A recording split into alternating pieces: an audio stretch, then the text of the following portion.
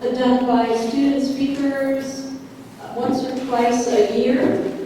And we're very fortunate this evening to have 3 student speakers.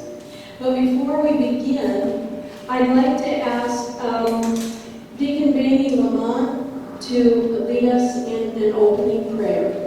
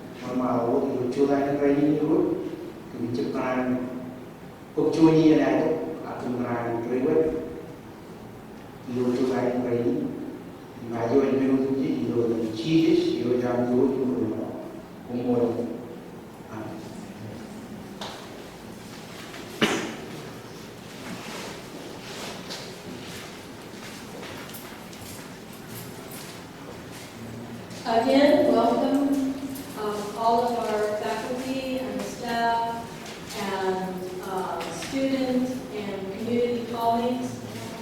Thank you so much for attending this evening. And I'd like to call upon our President, Dr. Teresa, for a few opening remarks.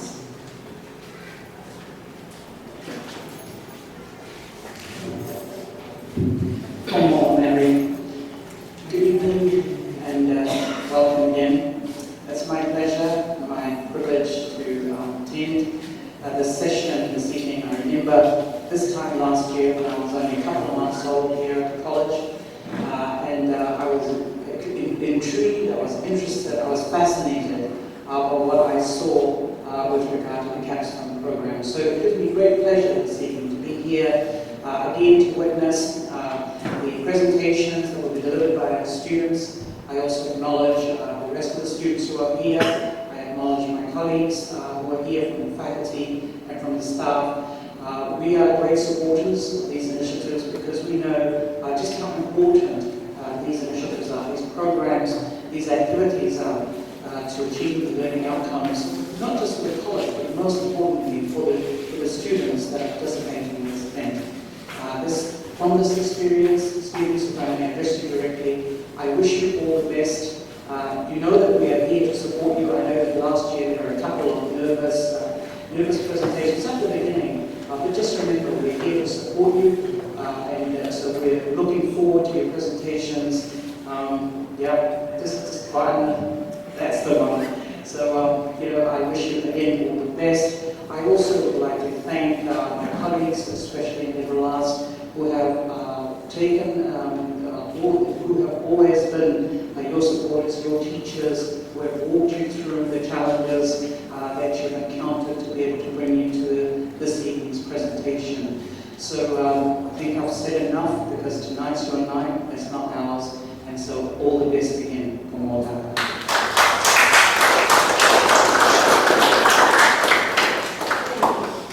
Thank you. Just a couple of words involved in this course. It's intended to be the culminating course for a liberal arts degree. It takes the research that our students do in writing research papers and adds a service learning component. They do 20 hours or more of volunteer work in the community, in certain community services. They consider continuing education to a four-year institution and in fact apply to a four-year institution. They create a product or a project which you are welcome to, and that product or project is available to you here. They do this presentation of their research and their experience in the course. They keep journals and records and reflections that they take with them, not as memories, not only as memories, but as actual written materials that they carry with them and use again, hopefully, probably to expand the research even further. So I'd like to call upon our first student researcher, Maxilyn Heaton. I'd like to ask each of our student researchers to come up in their turn and introduce themselves and carry on with our presentation. Maxilyn? Let's just say that you want to go for a drive here on Mandeville. And as you are driving, enjoying the scene of Mandeville, the island atmosphere, you may not notice, but it is a fact. Dogs are along the road. Dogs can be dangerous if they feel threatened. And they might bite you. Title of my presentation today is Beware of Dogs. Of alcohol, sorry. Because it might bite you. Ladies and gentlemen, welcome to Capstone Spring 2016. My name is Maxilyn Heaton.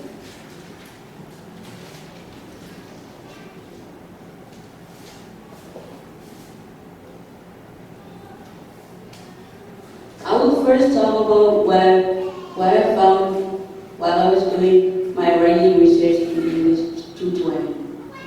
As you can see, I came across the definition of alcohol, beverages, benefits, detriments, or disadvantages of it, and its relationship to other issues.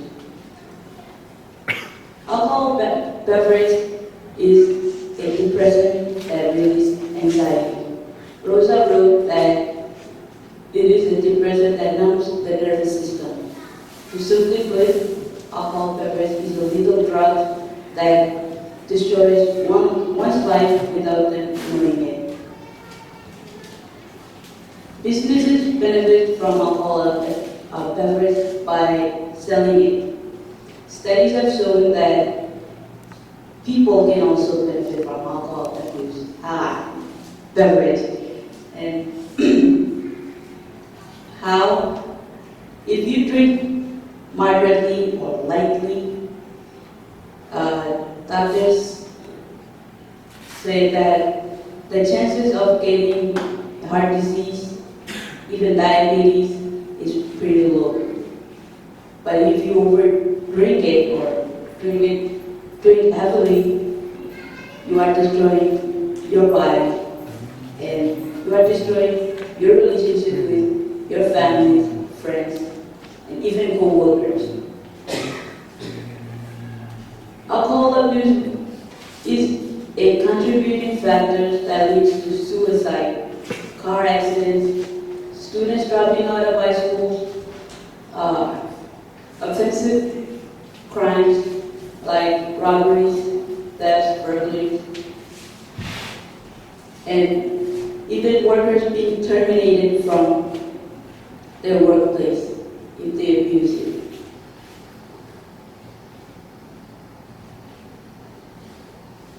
So I narrowed down my research and try to find out what Marshall Island is doing about this social issue. So in my proposal for this class, I included the expansion of my research, where I will do my community service at, and of course, continuation of college.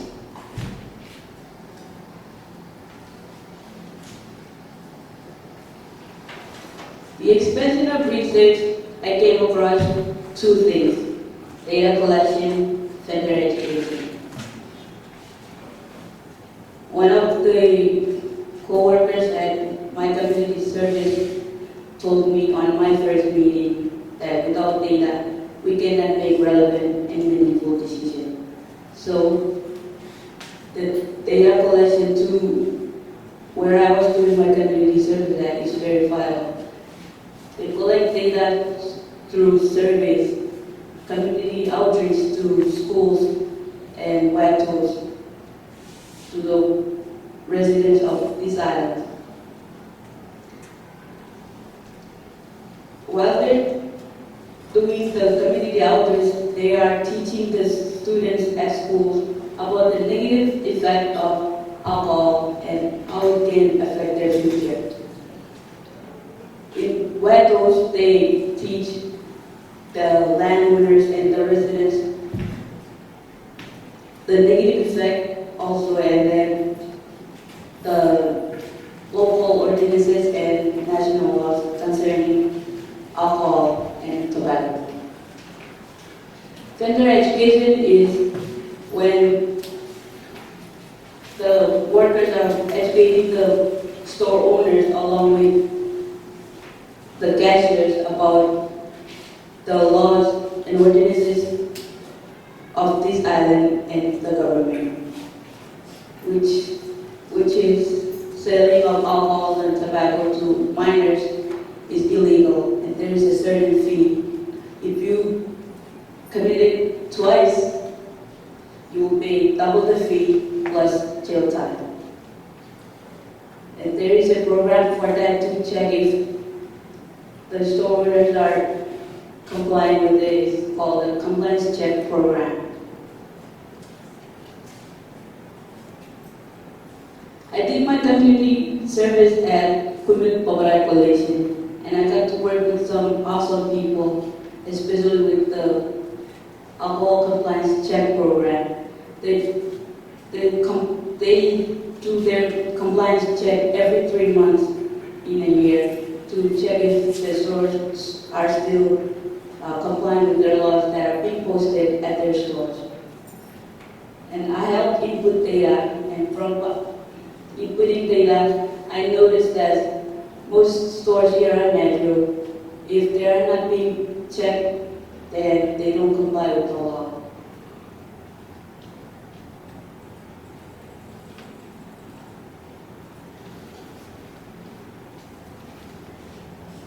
This is a picture of how they check if the store owners are still complying with the law. She's a worker at Quebec, and they work together with the local police officers to enforce the laws.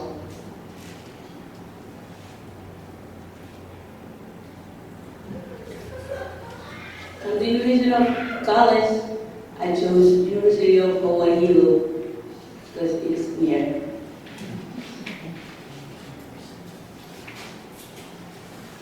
To conclude, we need to educate the community and schools about the negative effects of alcohol abuse.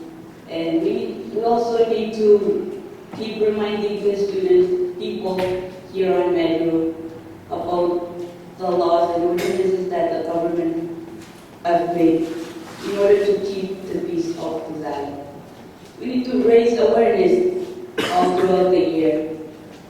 But what is the use of educating and raising awareness if in the blink of an eye, your life cut short?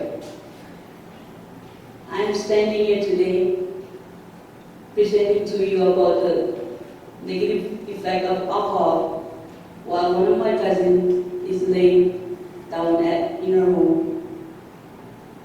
last weekend, she had a heart attack. She was really, really drunk. So, you yourself need to take the first step to stop alcohol abuse by drinking water.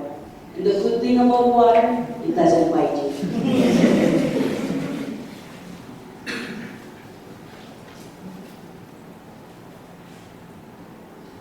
My product is a booklet. There, if you want to pick one after all of our presentations, you can come and pick one. It is a story that has opened my eyes, and I hope it will open yours. I want to acknowledge my instructors sitting in the front with the president and Kumit family, where I did my work, community service at, family and friends that have supported me throughout my capstone journey.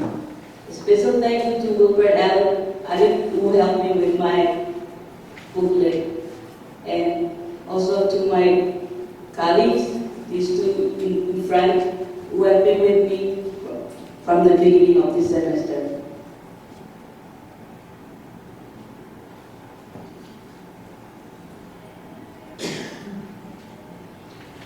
Reflections. In the beginning, it was really, really stressful because you do not know if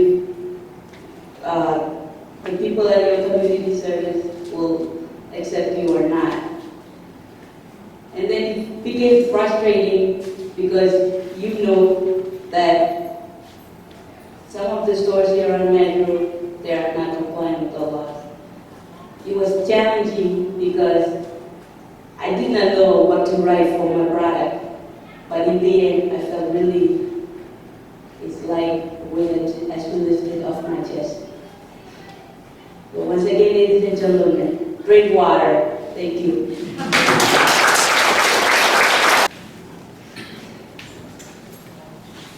Good evening, ladies and gentlemen. My name is Shanice Kaminaga, and I happen to be a Capstone student for this semester, Spring 2016. And for my topic, I would like to discuss about the barrier to education. Everyone would say that education is the key to every opportunity, and I have to agree on that. The reason why I chose this topic is because I want everyone to have their opportunity and their passion to move forward.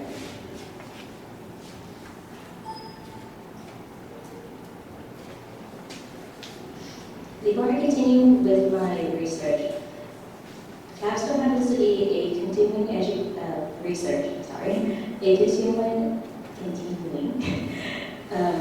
course from English to 20. English to 20 happens to be where the beginning of our research started. My topic was really different from last semester, so I had to choose a narrow topic that I think happens to be a big issue here within the community, and I have to say that it has to be the education system.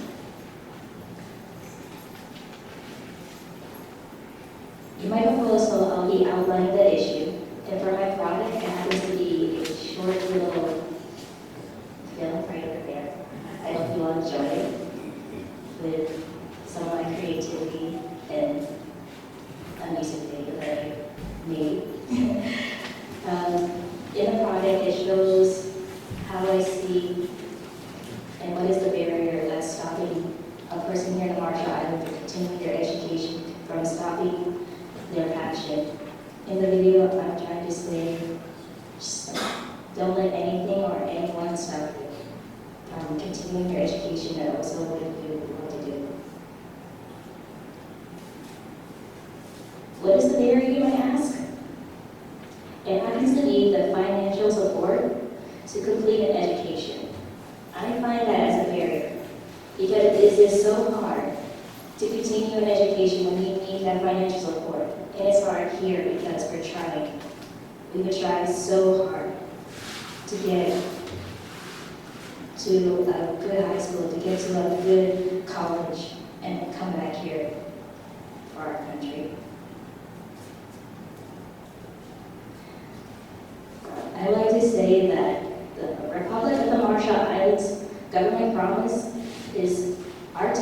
priority is higher education for Marshallese citizens. That is their promise.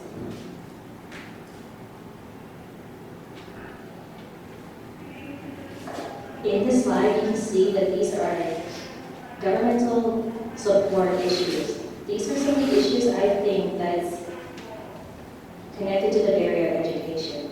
Number one would be the lack of funding in the government. Number two would be, it would take a long time to get the funding from the government. And I have to say it does take a long time. Trying to get the right amount for each and every student, either they're off island or on island, to get their educational support. Waiting, students would have to wait from the past, like previous students who, let's say, applied for the Art Scholarship. We would have to wait until they come back and pay our debts. And number five, I would have to say that our government would sometimes change. When I mean by change, they would change the chairs, they would change the rules. Their action affects us deeply.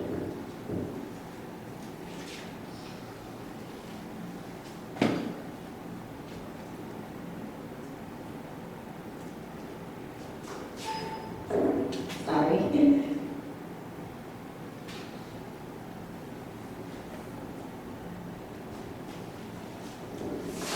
What is the Republic of the Marshall Islands Scholarship? This scholarship happens to be an organization that provides the educational needs for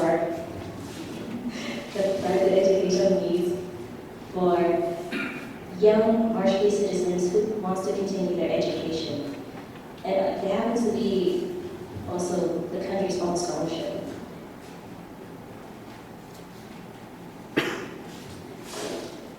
In this slide, this happens to be one of the questions I came up with last semester when I was doing my writing research. The question is, will I get the educational support? And that is the main question that started all of this research, because I happen to be a graduate student for this year. And I want to know if my government can support me in my education, in whatever major that I want to major, and I want to make a change for this book that I'm going to do.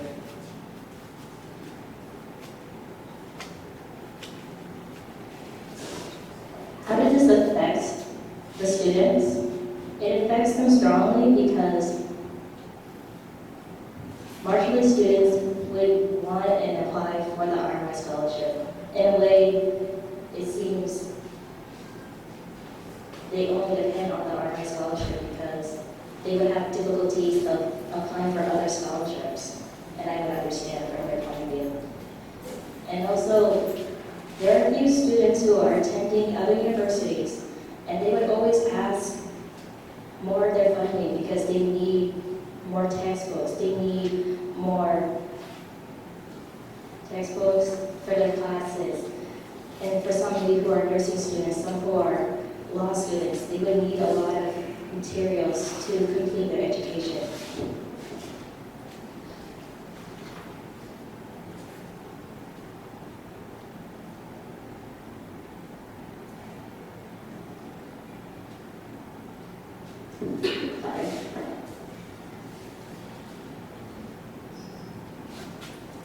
In this slide, you can see it's asking, what majors does the Marshallese Scholarship fund?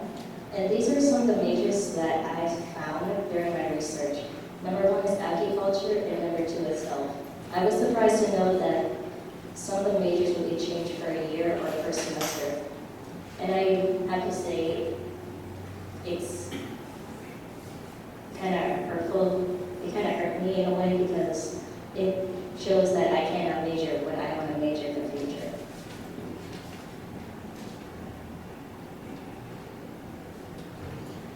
And one key story during this research, I would like to inform you that there was this one incident. One young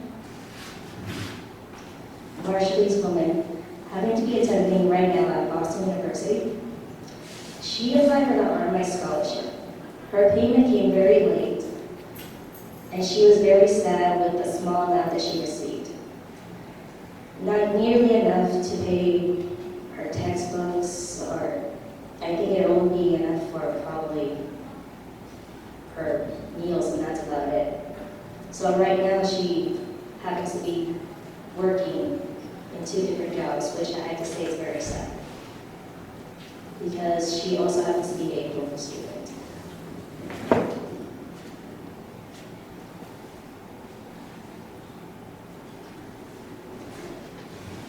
During this research, I did my community service at the UTU Center. And I have to say, I was so happy that I chose the UTU Center. Because of the program and their mission, I find it really passionate. Because the program that they have is having young kids who cannot afford to go to any of these public schools. They help these kids around the neighborhood of any other town if they're interested in learning to read, to write. And I have to say, it's still really passionate, and I really love their mission. I met so many amazing kids, and they have this amazing passion of learning. During the time that I was there,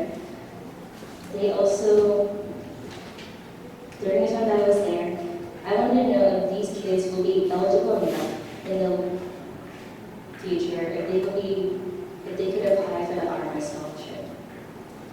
Because this program is different from any other program. And also during that time, I also found a new area for my research.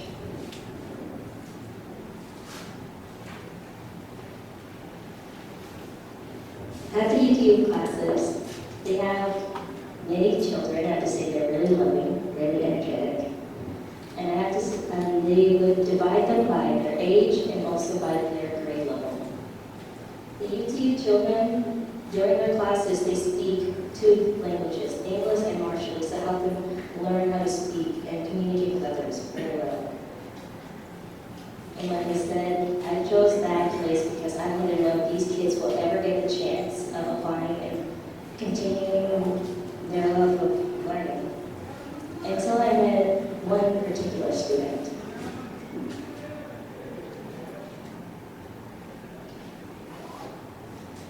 This particular student happens to be a special ed child. And it was the first time that the UTU Center classes had ever had a special ed child in their program. Since it was their first time having this special child, it was very difficult for them to get the special ed materials. And I have to say, she's a bright little girl, and she really has this really glow passion that she wants to learn, that she wants to, even though she speaks Marshallese to me, she would always help the other children translate to me, and her words really touch my heart.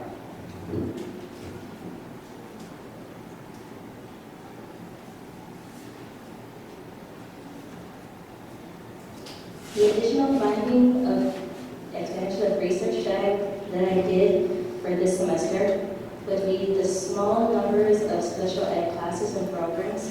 I would like to suggest that the government system would have more special ed children, so that way they won't have to be in danger when they're on the streets or in danger wherever they go. I would like to encourage them because these kids could be our future. The second one would be the challenges that the young Marshallese students would face when they're trying to complete their education on island or off island. And then the last one would be the limited numbers of majors. Because I would have to say, if you limit something, you're limiting the chances and opportunity for each and everyone's right and their passion.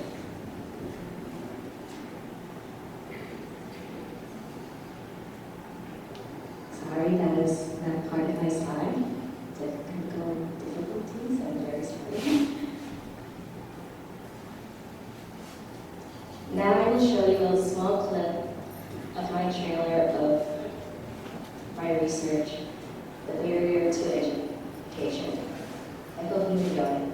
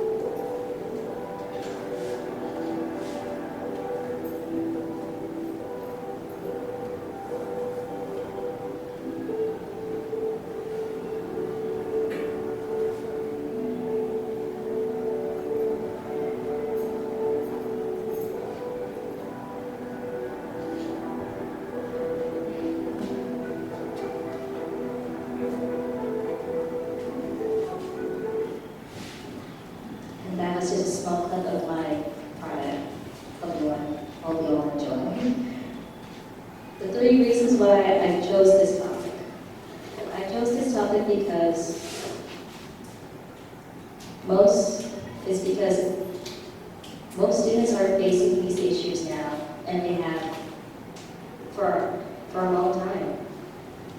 And I think that this issue it should have a solution, it should be fixed now before it gets worse. The second reason would be the loss of communication within the community. I feel as our government leaders are not communicating well with the community, and I think that's what they're losing. And I don't want that in our future generations to face that kind of issue. And lastly is because I want to know and also understand the work and action of the educational funding system here in the Marshall Islands.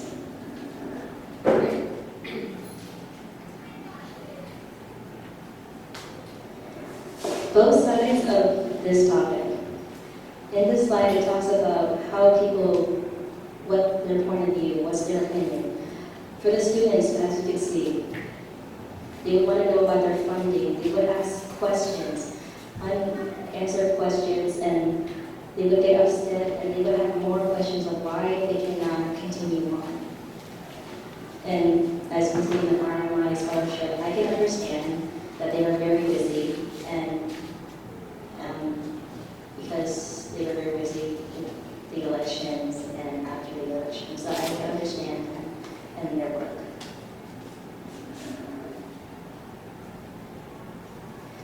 Reflection. I was really excited. I had so much joy thinking that it would be easy, but it was not. It was very stressful. I had many challenges that it was really hard that I was to the point where to give up, but I was proud of myself. I'm proud of myself that I'm standing here and I'm done. That I'm done and I did this, and I'm still proud of myself that I did something really big that it could help the community. People that I like to acknowledge. I'd like to acknowledge Dora Heine, one of the instructors put on me to use for letting me, give me the chance and show me new areas that they should be aware of for the College of Marshall, sorry, not the college, for the Republic of Marshall Island governments. I'd like to acknowledge CMI Media Club, the CNC, for helping me and dealing with me with making my videos. I'd like to acknowledge my lovely teachers for holding my hand from the beginning and then here to the end telling me to, go on. I'd like to acknowledge my interviewees. Thank you for coming for today, and you look very lovely in the videos. And I'd like to acknowledge my friends and my family for giving me the support and everything I need to go through all of the challenges and stress, and I like to thank you all. And I also like to thank a special thank to one particular student, who I see he's not here now, named Lennon Lewis, who helped me with the music video that I came up with. It's a message that I made. In the video, you'll see at the very end, it'll be talking about, I feel a little bit homesick, but I know that Marshall Island is my own home. Conclusion. For my conclusion, I would have to state, let's make a change before it's too late for the country's future leaders and for the future of this country.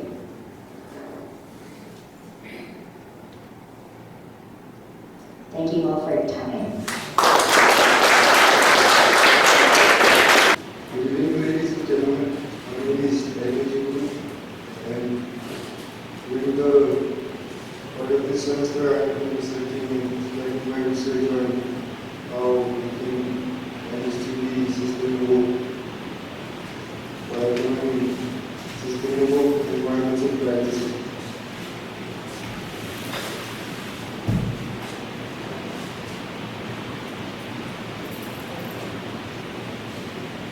In my proposal, I made reflections on the current events which are management.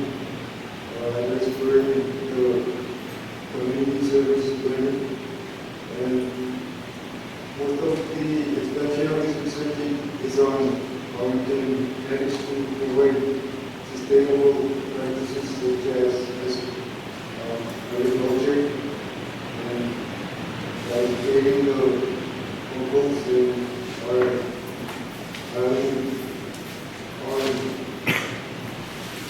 the rural districts we can do to become sustainable for the future. And for my part, I did a group which I will show you later. And some of the expansion of research I have had is on adaptation and how we manage our changing environment. As it should be. Some of my findings is the causes of overpopulation, of poverty, and unsustainable resources. And the effects are the depletion and degradation of our resources, loss of bedrock habitat, extinction of species, pollution in air, land, and water, and pollution from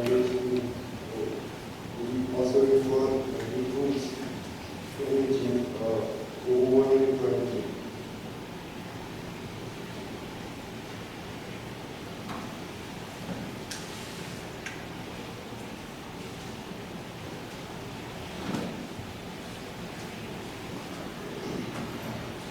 Experts all over the world have been evaluating a simple formula which they have been studying on, and population changes when birth rate is added with immigration, minus death rate plus immigration. And immigration is the behind is when people are going to another country. And immigration stands for when people into other countries to form society.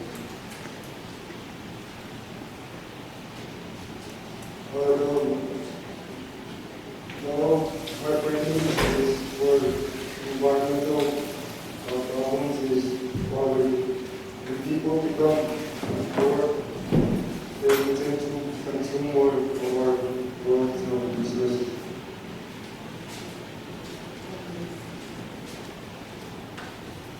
Some of our bad acts and habits have been unsustainable resources and the depletion of our resources and pollution of our environment.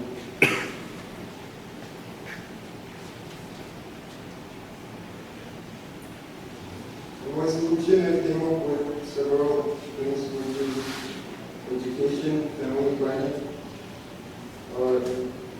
using efficient energy, managing our waste, and doing sustainable agriculture.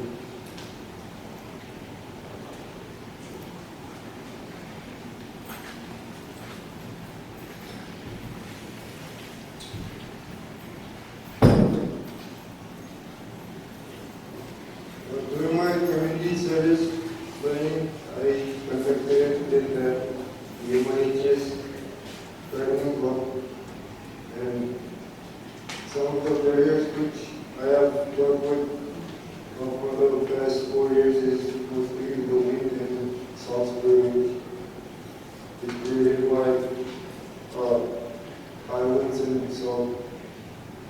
And some of the things which we have managed to do is to create wind blocks to protect the plants from the wind and salt. And luckily the gardening which I have been conducting my service learning has survived a long job. And some of the other things which I've been doing over there is composting.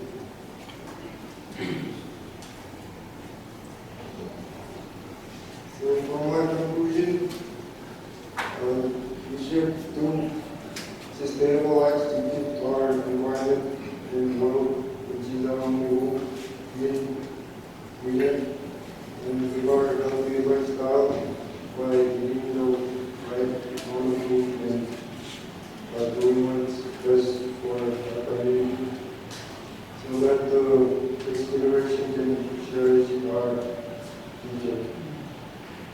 and why also to Mrs. Neil Watt.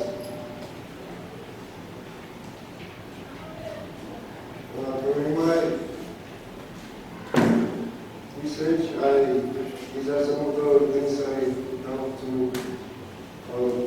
complete the course, is stepping toward progress, and I try to manage my time and committed myself to work hard and reflect on current events which I was challenged in first period of work. And for my film product, I did a film at the Emergencies Garden Club.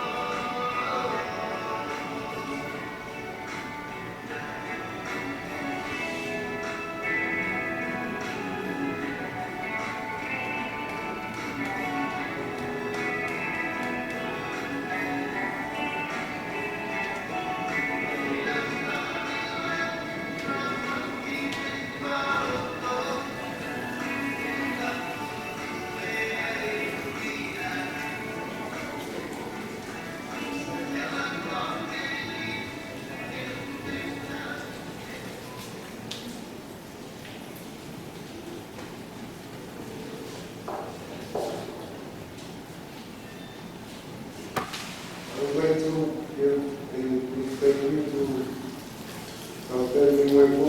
She's a Brown UXM Brown, which stands for Pacific Resources for Education and Mr. Tapo, which has been my mentor, and Mr. Prasad, the Vice Principal, which is for allowing me to do my community service for the guide.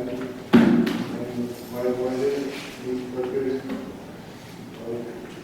Dr. Elizabeth, sweetheart, and Mary, and Janet. Thank you all. And my fellow colleagues, Sharon.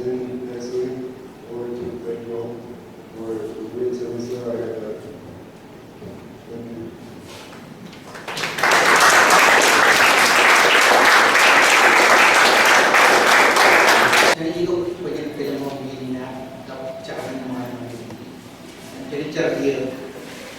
Kalau dia ada yang lalu kami bilang, bila awal itu bilo, saya jawab bilo tu tidur, bilo karpin dia rumah. Setelah itu mengarah dua lagi, yang aku itu dan kakak juga itu, yang mulai yang mau, yang aku itu ini, penjujur pelan yang itu, atau menarik. Iwet kecil itu, bilang itu kalau orang dan kain itu orang. Umur ini yang mana terbaru buat ikan terang. Kamulol awal dengan buat umur. Ayo ini dulu di, bilang itu orang yang terang, kompetitor. Cara kerja orang kompetitor.